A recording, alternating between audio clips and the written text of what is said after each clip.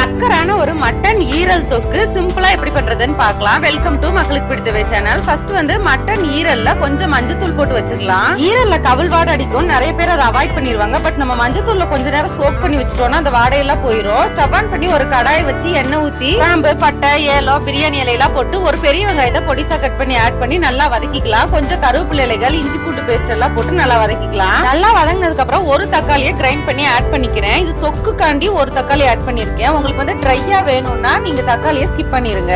மல்லித்தூள், சோம்புத்தூள் 1 ஸ்பூனும், தனி மிளகாய் தூளும் மிளகும் 1/2 ஸ்பூனும் சேர்த்துக்கலாம். உப்பு தேவையான அளவு போட்டு நல்லா மிக்ஸ் பண்ணிட்டு ஒரு கொதி வரவும் ஈரல் எல்லாம் ஆட் பண்ணிக்கலாம். ஒரு 10 நிமிஷத்துலயே வந்து ஈரல் நல்லா வெந்துரும். மீடியம் டு ஹை ஃப்ளேம் வச்சுக்கோங்க. அப்பப்ப கிளறி விட்டுக்கோங்க. கடைசியா மல்லித்தலை தூவி இறக்குனீங்கன்னா சூப்பரான ஆட்டு ஈரல் தொக்கு ரெடி ஆயாச்சு. ரொம்பவே ஹெல்த்தி, இரும்பு சத்து அதிக அளவுல உள்ள இந்த ஈரல் தொக்கை ஒரு தடவை ட்ரை பண்ணி பாருங்க. தேங்க்யூ ஃபார் வாட்சிங்.